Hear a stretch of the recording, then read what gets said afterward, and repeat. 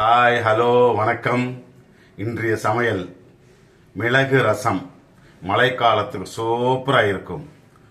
செய்யலாம் வாங்க.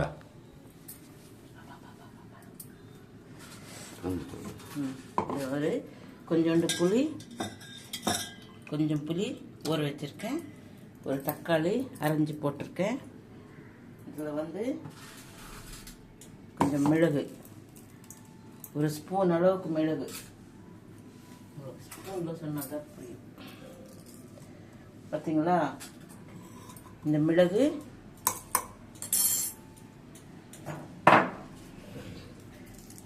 ரெண்டு பல்லு பூண்டு இதுலேயே போட்டுடலாம். இந்த பூண்டு ஒரு 3 பல்லு பூண்டு. இதுக்கு இது ஜீரகம். இது எல்லாமே போட்டு மிக்சியில் க்ரஷ் பண்ணிக்கலாம்.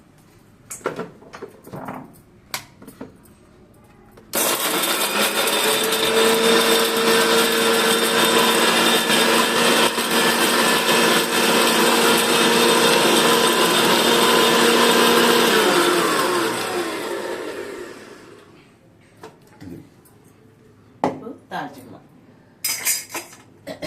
இன்னும் ஸ்ட்ராங்காக ரசம் வச்சு சாப்பிட்டா இந்த சீசனுக்கு நல்லா இருக்கும்.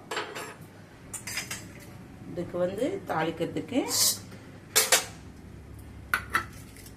இந்த ஜூஸ் இந்த மிளகு, சீரகம், மிளகு எல்லாம் போட்டுருக்கோம் இல்லைங்களா? இதெல்லாம் இந்த புளி தண்ணியில் போட்டு நல்லா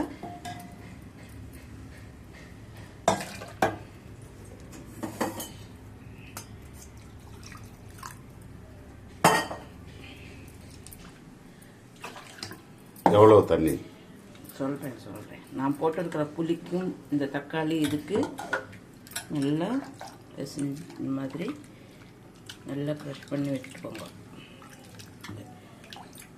இதுக்கு உப்போட இதுலேயே சேர்த்துக்கலாம். பார்த்தீங்களா? உப்பு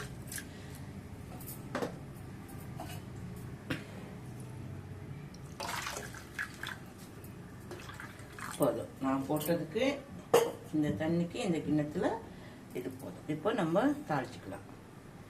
கரெக்டாக ஒரு 2 ஸ்பூன்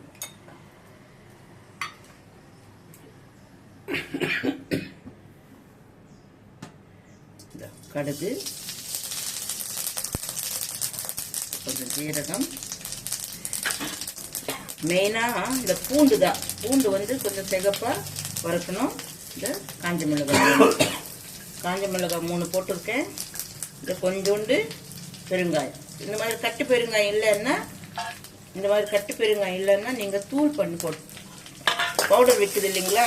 நீங்கள் அது அதே போட்டுக்கலாம். இப்போ கருவேப்பிலை, அவ்வளோதான். இந்த ரசம் டேஸ்ட் வர்றது எப்படின்னாக்கா, இது பூண்டு கொஞ்சம் சிகப்பாக வந்தாதான் அது டேஸ்ட்டு நல்லா இருக்கும். கொஞ்சோண்டு இதில் இப்போ மஞ்சத்தூள் பார்த்தீங்களா? கொஞ்சம் மஞ்சத்தூள் போதும். நம்ம போட்டு முடிஞ்சிச்சு.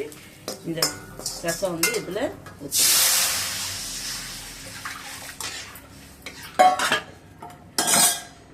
இப்போது இந்த மிளகாய் 1 2 இப்படி பண்ணிக்கோங்க. கொஞ்சம் காரம் இறங்கும். அதில்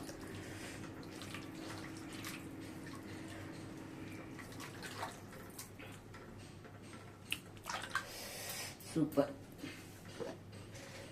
உப்பு கொஞ்சம் கம்மியாக இருக்குது. நான் உப்பு கொஞ்சம் சேர்த்துக்கிறேன். அவ்வளோதான்.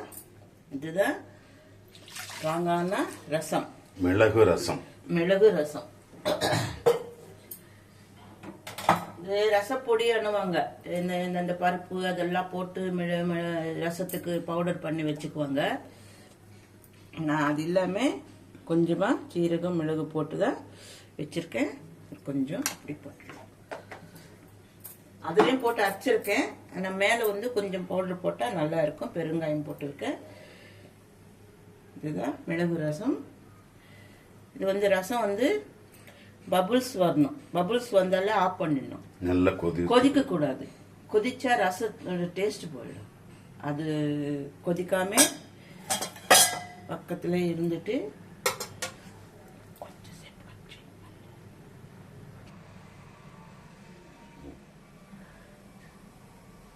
பார்த்தீங்களா, இந்த மாதிரி பபிள்ஸ் நல்லா கொதிக்காம இந்த மாதிரி பபிள்ஸ் வரும்போது நீங்க ரசம் இறக்கிடணும். பார்த்தீங்களா, அப்பதான் நல்ல ஸ்மெல் இருக்கும். ஆமா. இப்போ நம்ம ஸ்டவ்வை ஆஃப் பண்ணிக்கலாம். அவ்வளோதான். இப்போ இதை வந்து ஒரு கிண்ணத்தில் ஊற்றிட்டு